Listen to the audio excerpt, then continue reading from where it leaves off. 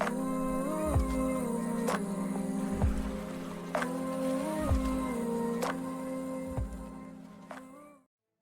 video, I'm going to cover the beta Voyage edition of AFK Journey. I believe it's going to be the last beta test before the actual release this month.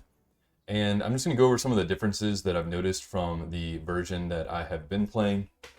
And the main thing I noticed right off the bat is that the main storyline has been changed significantly. I'm not going to spoil anything, but it is very different. It's not worse or better, it's just different.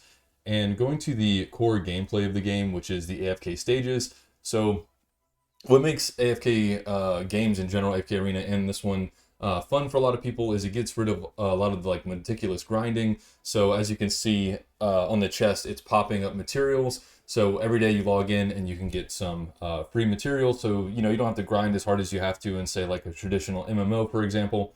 And what they did was they changed how the AFK stages work. So before, you would incrementally get like a solid item or, maybe some gold, some kind of material. But now it happens much more frequently as you level the AFK stages, which I think is a big game changer and is going to make progression particularly easier, especially for the beginning, which is something that I enjoy because behind the AFK stages, you have the battle modes that are locked depending on the AFK stage. So you don't unlock anything until AFK stage 16. And then 20, I think I unlocked the honor duel, which happened earlier this morning. It seemed to me that the pulling for the heroes was also way better because I already have some units that were really hard for me to get originally, and I have a lot more epic units than I had previously had. And I've already ascended several units, and my units aren't even level 40 yet. So it seems like either I've been insanely lucky or the pull rates are actually better. You still have the equipment that you can auto equipped just like this, which is definitely a good quality of life thing that's always been present. And the equipment is class based, so you don't have like particular equipment for particular units, which makes the whole thing very easy. Also, if you're unfamiliar, you have the Hands of Resonance, which you have your main team, and then all other units are equal to the same level as the lowest unit on this this team here. So if you send 5 units really, really high, or let's say you can max them out, then all your units are at the most going to be 10 levels away. So it's a way to go, really wide and not have to focus on so many units in particular, but there will be like a 10 level gap. So it does incentivize you to ascend the ones that you really want in your main team to, continue. So like, let's say there's a unit that's 10 levels below and you want that to be in your team, then you're gonna have to pull that particular unit to ascend it to get it to, that 10 level gap. So it's basically a way of them letting you go wide and tall very reasonably. And so I like that quite a bit. The other major new difference, let me see if I can show you guys in just an AFK battle. I might lose this one. Okay, so you see these arrows? They're actually showing where the unit is going to prioritize where they fight, which was not in the game previously, and it seemed like it was almost kind of like ambiguous where they were going to target at. So let's say I wanted to take this guy out, this Mauler. I can move Valen over, and now I know where he's going to target. So if there's a particular unit that you're trying to get rid of quickly, now you just have a visual to go along with that, which I think is really, really huge, really big quality of life improvement that I think is going to make a big difference. The other thing that I really enjoy about this game is, so you have your objectives on the map, and I can just auto travel to them. So I don't have to worry about, oh, where was that, or have to keep referring back to the map over and over again, like you would in like a typical RPG to go find, your objectives. So, this tells me there's an enemy, this tells me there's a chest, and so on. So it's just a lot easier to navigate. And I think that just takes a lot of the pressure off and just makes it more of an enjoyable experience. Now with the battle modes, you have, so far I've unlocked basically just PvE boss battles, and the further you get the boss down, the more rewards you unlock. and we have the same arena that we had before. I'll show you guys that real quick. So they're stronger than me, so I'm gonna lose this one. But you know, you can see their formation, and then you can move your formation accordingly. This is actually a pretty messed up that they gave me here. I'm gonna move. Valen's pretty squishy, so I'm actually gonna do this. But their levels are, you know, higher than mine on average, so probably won't win this one. But I just wanted to showcase basically the auto battle PvP.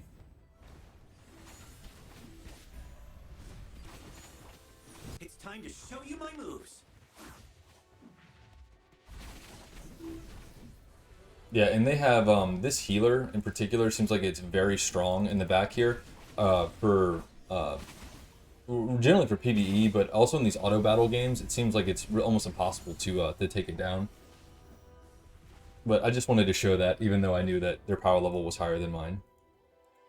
So the other mode that's really caught my attention, and I did a video I think 2 days ago where I just went through a whole run, so I'm not going to do a whole run here.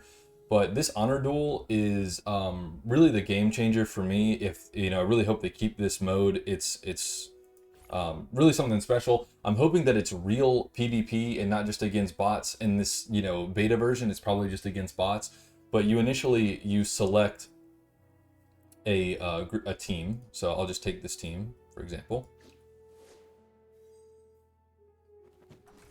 And then before it starts and in between every round, you have this currency at the top, and you can buy particular units. So I'm not that crazy about the light bearers, so I'm gonna go with something else here.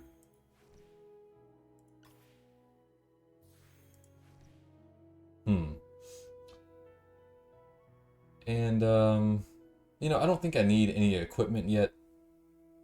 But you can buy the equipment, and then if I had equipment here, I could put it on any unit that I wanted to. They're not class-based equipment; they'll work with anything, which is really neat. And it's the first person to get to 9 wins, or you lose 3 times, represented by the apples in the top right. So it kind of reminds me of like Super Auto Pets, but there's a lot of like auto battler games like this, where you basically go into each round. I would not be surprised if I did not do well, but the time I played it 2 days ago, I actually got all 9 trophies. But again, it probably is meant to be like really easy the first run. So how it works is you get to deploy 3 units.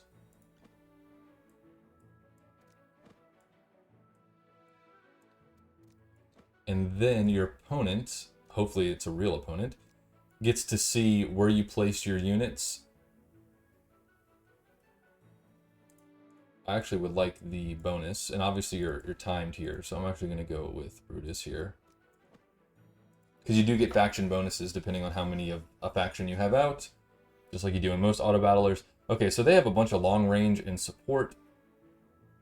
I unfortunately pulled nothing long range, which is not good.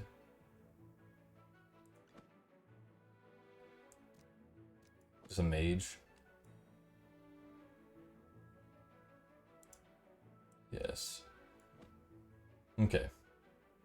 So we're just gonna run it like this. And so it has more strategy because you have the wall obstacles, and then you know, you get to have a phase where you don't get to see where all your opponent's units are, and then you get to play. So that adds a little bit of a layer of strategy instead of it just being an auto battler. And then in between every round, you have to decide what you're gonna buy, if you're gonna re-roll, what units you're gonna invest in. And so it just adds more strategy to the game instead of just, you know, clicking go and then watching them battle, right? It basically gives you a little bit more agency than what you would typically see in an auto battler. So I really like that, and gives me more reason to play it. Oh, I did not want to start another match. Also, I haven't had it unlocked yet, but Labyrinth, because it doesn't unlock until AFK stage 100, is basically, it reminds me a lot of Slay the Spire, where you basically buy buffs and get buffs for your team just in general, and you can buy potions to heal fallen members and such, and it's very interesting. But all the different modes really seems like they're trying to cater to basically every player that you could possibly cater to. It wants me to level up my units, and I've got some more equipment to replace. So overall, I think it's just been improved basically in every way as far as quality of life. A lot of quality of life changes, and I'm a really big fan of the new mode. So hopefully you guys enjoy the video. Thank you for watching, and I'll see you guys tomorrow.